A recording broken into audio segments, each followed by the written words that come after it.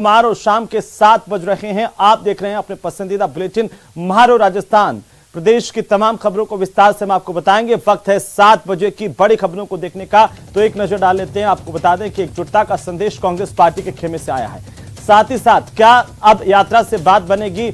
आगामी विधानसभा चुनाव को लेकर के तैयारियां तेज है। तो वहीं बीजेपी का जन आक्रोश प्लान आखिरकार किस तरह से आगे बढ़ रहा है वो हम आपको बताएंगे। 18 घंटे में आरोपियों को अरेस्ट किया है, पुलिस ने किया है, और साथ ही साथ सड़क पर कहां आखिरकार काल पसर गया, इस पर भी विस्तार से जानकारी देंगे। तो साथ ही आज खबर में जिक्र करेंगे जंगल में कंकाल और मिला है, और साथ ही साथ बिना लोन के कुर्की का नोटिस आखिर किसे और कहां मिल गया, इस बात को विस्तार से बताएंगे। बने रहिए हमारे साथ, देखते रहिए महारो राजस्थान। तो चलिए शुरुआत करेंगे सबसे बड़ी खबर के साथ। हनुमानगढ़ फायरिंग मामले को लेकर के सबसे बड़ी अपडेट हम आपको बता दें। पुलिस ने 3 आरोपियों को दबोचा है। लापरवाही बरतने पर 5 पुलिसकर्मियों पर गाज गिरी है। 3 आरोपियों की गिरफ्तारी हुई है, और साथ ही साथ लापरवाही बरतने पर 5 पुलिसकर्मियों पर गाज गिरी है। 3 पुलिसकर्मियों को सस्पेंड किया गया है। 2 पुलिसकर्मियों के खिलाफ जांच होगी और आरोपियों से पूछताछ की जा रही है। लॉरेंस गैंग की भूमिका के बारे में पुलिस पूछताछ करेगी। यह बड़ी अपडेट है हनुमानगढ़ फायरिंग मामले को लेकर के, जहां पर एक व्यापारी के दफ्तर पर बदमाशों ने पहुंच करके फायरिंग की थी, और इसके बाद बाइक से बदमाश फरार हो गए थे। पुलिस के सामने एक बड़ी चुनौती थी। आखिरकार पुलिस ने इस पूरे मामले में लगातार कार्रवाई करते हुए आरोपियों को 18 घंटे में पकड़ा है। हनुमानगढ़ से यह सबसे बड़ी अपडेट है, और इस पूरे मामले में लापरवाही बरतने वाले 5 पुलिसकर्मियों पर गाज भी गिरी है। कार्रवाई हुई है पुलिस के भीतर जिन्होंने लापरवाही बरती। 3 पुलिसकर्मियों को सस्पेंड किया गया है। 2 पुलिसकर्मियों के खिलाफ विभागीय जांच होगी, और जांच से उनकी भूमिका तय की जाएगी कि आखिरकार कहां गलती हुई। लेकिन इसी भी सबसे पहले सबसे तेज ये 3 आरोपी है। आपकी टीवी स्क्रीन पर तस्वीरें देखिए किस तरीके से पुलिस की कार्रवाई के बाद इनकी गिरफ्तारी हुई है, और पुलिस ने पूरे मामले का भंडाफोड़ किया है। बहरहाल लॉरेंस गैंग की भूमिका भी इसमें सामने आ रही है।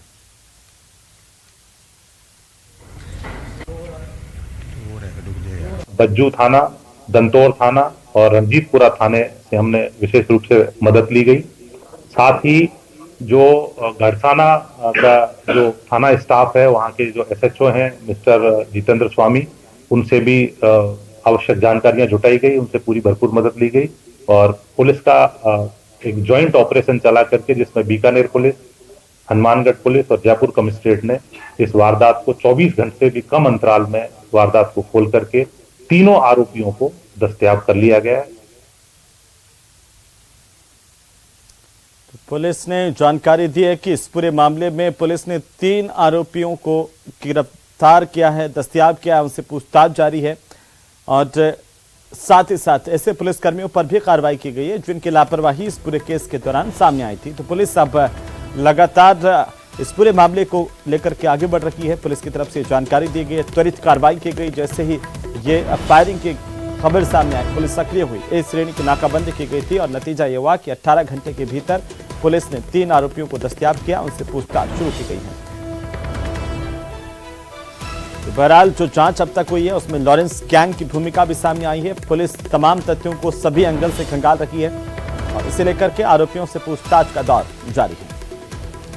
हनुमानगढ़ में फायरिंग मामले को लेकर के सबसे बड़ी अपडेट है। पुलिस की तरफ से इस पूरे मामले को लेकर के खुलासा किया गया, जानकारी दी गई। ज्यादा जानकारी के साथ हमारे संवाददाता हनुमानगढ़ से राजू रामगढ़िया फोनलाइन पर जुड़ चुके हैं। राजू, क्या अपडेट है इस पूरे मामले को लेकर के? पुलिस ने त्वरित कार्रवाई की, 18 घंटे में आरोपियों की गिरफ्तारी।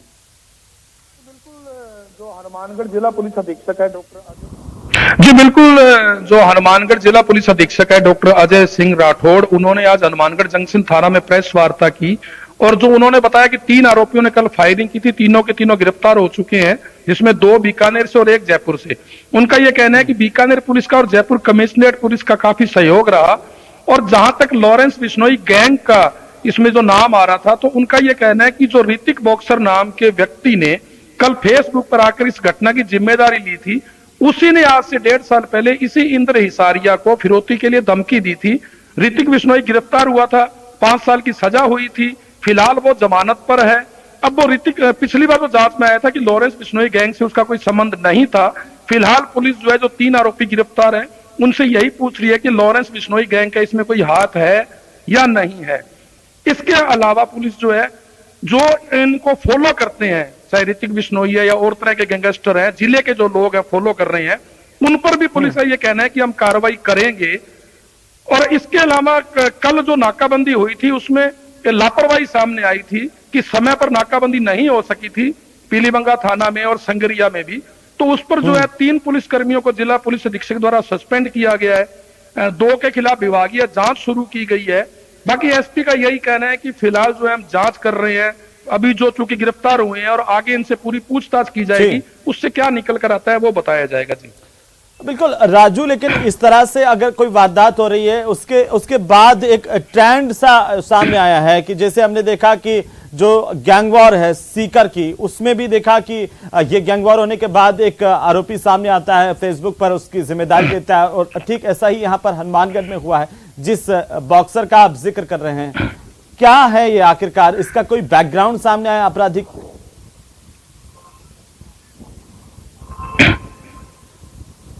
जी बिल्कुल, इनका ये कहना है कि जो ऋतिक बॉक्सर है, इसी व्यक्ति ने पहले धमकी दी थी, इसको 5 साल की सजा इसी बात के लिए हुई थी कि इंदर इसारिया से फिरौती मांगी थी, वो जमानत पर है, वापस उसी ने धमकी दी है। जहां तक बात गैंगवार की है, तो मैं आपको बता दूं कि जो हनुमानगढ़ जिला है ये पंजाब और हरियाणा की सीमा पर है जी। और जो लॉरेंस बिश्नोई है वो भी पंजाब का ही है।